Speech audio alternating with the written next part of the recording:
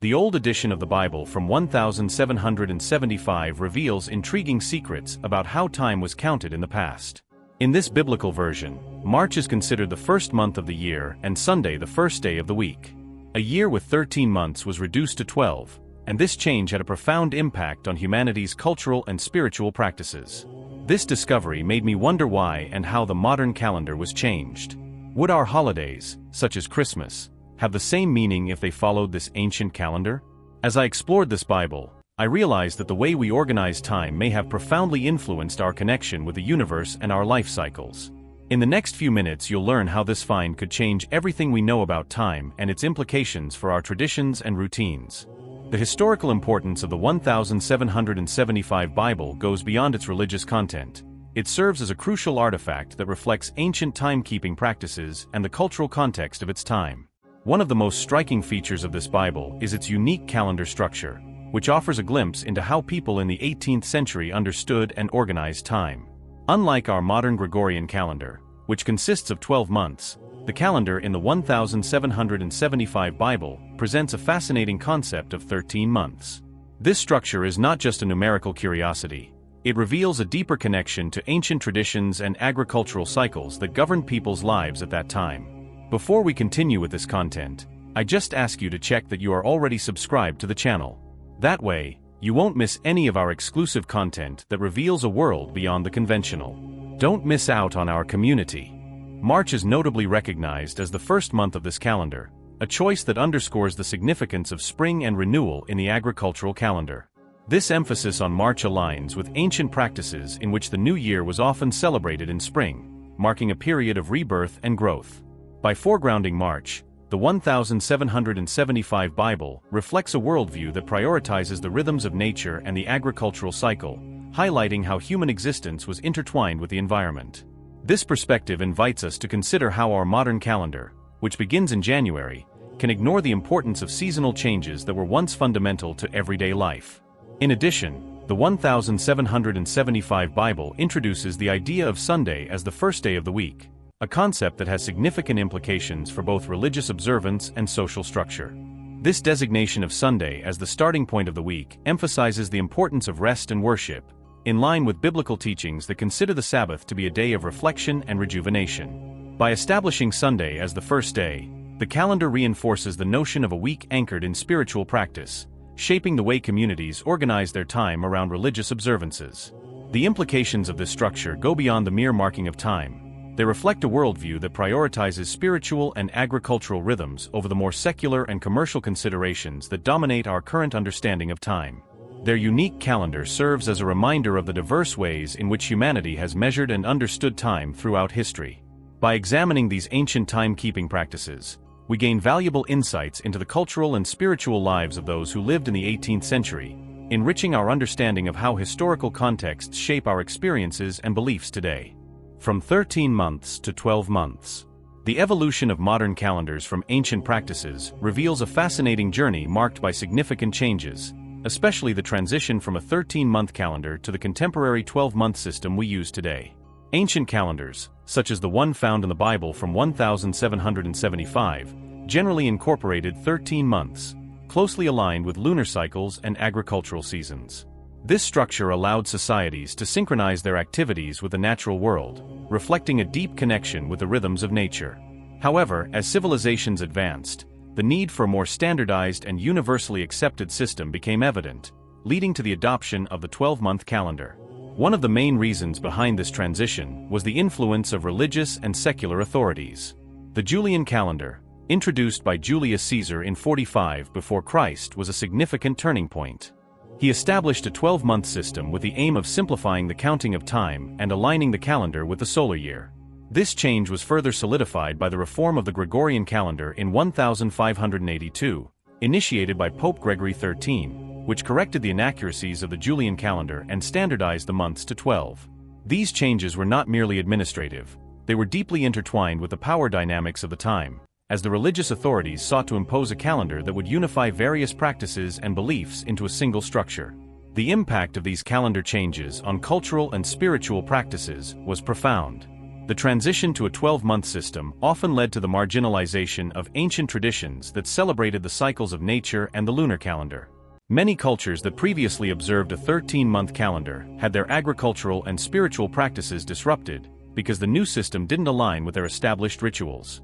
For example, festivals that had previously been scheduled according to the lunar phases or seasonal changes were often forced to adapt to the rigid structure of the 12-month calendar, which led to a disconnection with the natural world.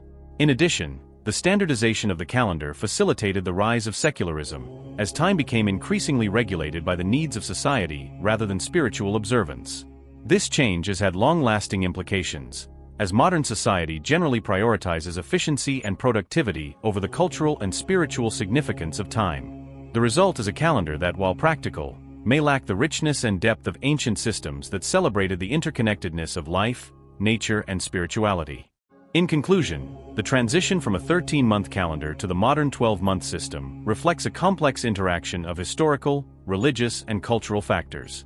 Understanding these changes allows us to appreciate the various ways in which humanity has measured time and the implications these systems have on our contemporary lives, encouraging deeper reflection on how we engage with the passage of time today.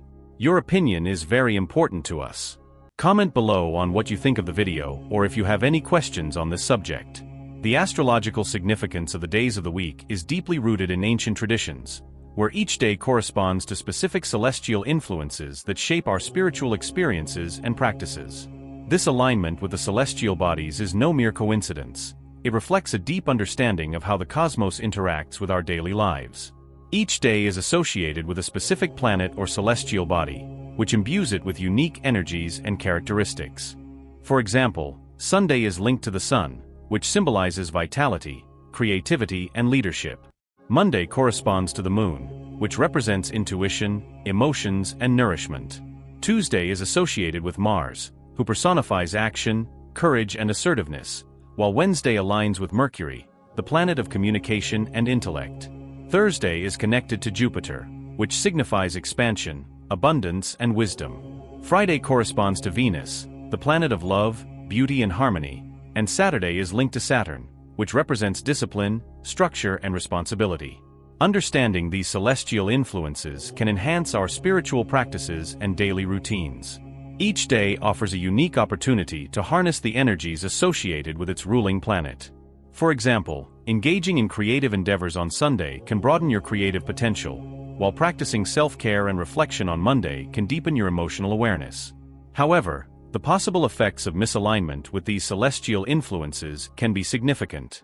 When people ignore the inherent energies of the days, they can find themselves fighting against the natural flow of the universe.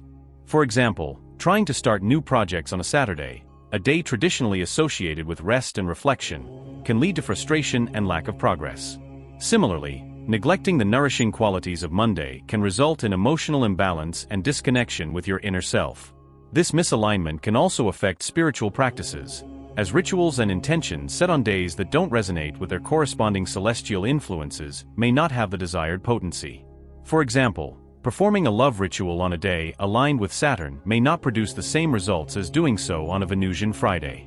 It is therefore essential to consider the astrological significance of each day when planning spiritual activities or setting intentions. As viewers reflect on this information, they are encouraged to examine their own practices in the light of these celestial alignments. Are there specific days when they feel more energized or connected to their intentions?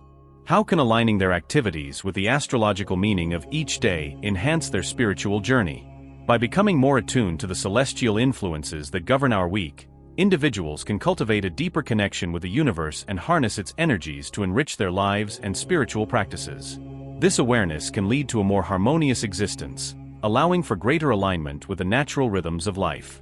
Emperor Constantine played a key role in changing the calendar and shaping the religious landscape of the Roman Empire, especially through his influence on the move to Sunday worship. At the beginning of the 4th century, Constantine recognized the need for a unified religious practice in order to stabilize his empire, which was undergoing significant social and political upheaval. By endorsing Christianity and establishing it as the favored religion, he initiated a transformation that would have lasting implications for the calendar and religious observances. One of his most significant contributions was the promotion of Sunday as the main day of worship for Christians. This change was not just a theological decision, It was also a strategic move to align the Christian faith with the existing cultural practices of the Roman population, many of whom observed Sunday as a day dedicated to the sun god, Sol Invictus. By adopting Sunday as a day of rest and worship, Constantine effectively merged Christian practices with popular pagan traditions, facilitating a smoother transition for converts and reinforcing the authority of the Christian Church. This combination of pagan traditions with Christian practices had profound implications for the development of the Christian calendar. The establishment of Sunday as a day of worship led to a gradual move away from the Jewish Sabbath, which was observed on Saturday. This transition not only altered the rhythm of the religious life of the early Christians, but also reflected a wider cultural shift, as Christianity sought to distinguish itself from its Jewish roots. The incorporation of pagan elements into Christian rituals and celebrations, such as the Easter season and the observance of Christmas, further exemplified this syncretism. These adaptations allowed Christianity to resonate more deeply with the diverse populations of the Roman Empire, which ultimately helped it spread. If you're finding value in this video, please leave a like. It really makes a difference to us and helps other people discover our content. The long-term effects of these changes on modern religious observances are significant. Today, Sunday remains the main day of worship for most Christian denominations, a legacy of Constantine's influence. The calendar we follow, with its emphasis on Sunday as a day of rest and worship, reflects this historical change. In addition, many Christian holidays still retain elements of ancient pagan celebrations, illustrating the lasting impact of Constantine's policies. This mix of traditions has led to a rich tapestry of religious observance that continues to evolve. As we investigate the historical role of Emperor Constantine, it becomes clear that his decisions regarding the calendar and worship practices were not merely administrative. They were transformative actions that shaped the trajectory of Christianity and its relationship with the wider cultural context.